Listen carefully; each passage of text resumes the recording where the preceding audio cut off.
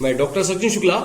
और बच्चों, आज हम जानेंगे कि जो हमारा नेत्र होता है, आंख जो होती है, जिसको आप चित्र में यहां देख पा रहे हैं, कि उस आंख की संरचना कैसे होती है और हमारी आंख में प्रतिबिंब कैसे बनता है, इसको हम जानेंगे। तो बच्चों, हम जानते हैं जब हमारी आंख होती है तो आंख के ऊपर आपने देखा पलकें होती हैं, हमारी ये पलकें होती हैं, भौहें होती हैं हमारी।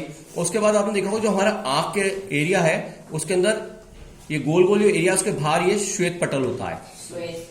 और उसके बाद ये जो रिंग जैसा एरिया है, इसमें देखा होगा, इसे बोलते हैं आइरिस। आइरिस का मतलब क्या होता है? ये किसी का कत्थई का, किसी का नीला भी होता है। ठीक है बच्चों। और इसके बीचों बीच एक काली पुतली होती है जो आपको दिख रही है। अब इसको हम अंदर से जानेंगे कि हमारी आंख की संरचना कैसे होती है और कैसे प्रतिबिंब बनता है।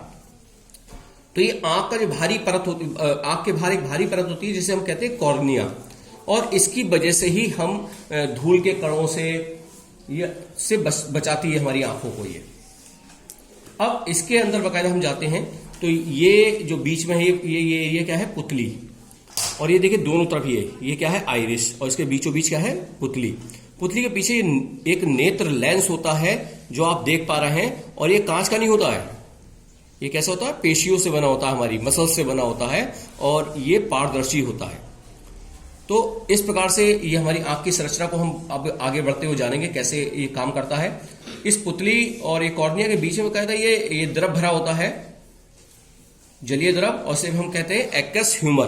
क्या कहते हैं? Aqueous humour. अब इसे देख सकते हैं, ये सिलेरिया जो पेशी होती हैं, इन सिलेरिया पेशी के माध्यम से, ये सिलेरी पेशी जो है ये जिन्हें हम सस्पेंसरी लिगामेंट्स बोलते हैं, तो इसके माध्यम से हमारा ये जो लेंस है बकायदा संकुचित होता है, फैलता है।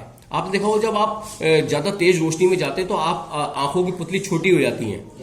तो उसका मेन कारण है, हम चाहते हैं कि मांसपेशियों का दबाव बढ़ता है जिससे हम नेत्र लेंस को फैला देते हैं। हम चाहते हैं कि कम रोशनी हमारी आंख के अंदर पहुंचे, ज्यादा रोशनी होने की वजह से, कि जिससे हमारा जो पीछे का रेटिना जहां पे चित्र बनता है उस पर कोई नुकसान ना हो।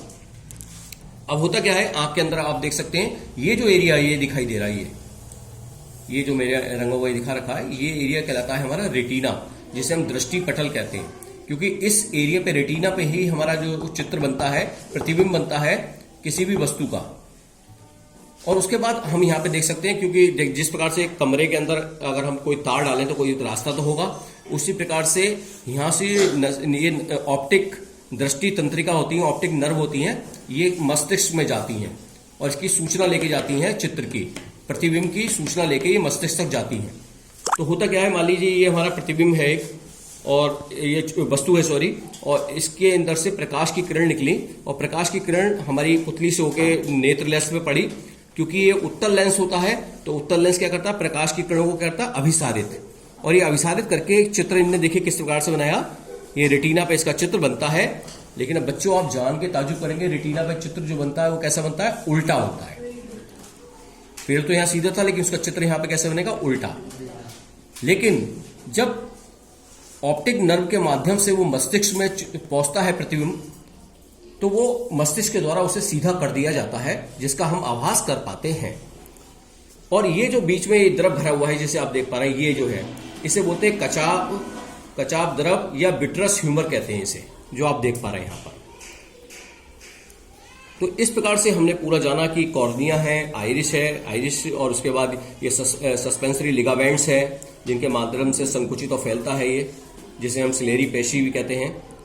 और ये कचाप द्रव है, और ये एक्वस ह्यूमर है, रेटिना पे चित्र बनता है हमारा, और किस प्रकार से हमारा दृष्टि तंत्र का ऑप्टिक नर्व होता है। तो ये हमारे आंख की संरचना है जिसे आपने बहुत अच्छी तरीके से देखा, जिसे हम देख पा रहे हैं इसके माध्यम से भी। और इस प्रकार से हम आंखों को चारों तरफ घुमा के हम किसी वस्तु को देख भी पाते हैं। लेकिन शर्त क्या होती है कि स्पष्ट वस्तु को हमें दिखाई दे कि उसका जो प्रतिबिंब है वो कहाँ पे बनना चाहिए बच्चों? कहाँ होना चाहिए?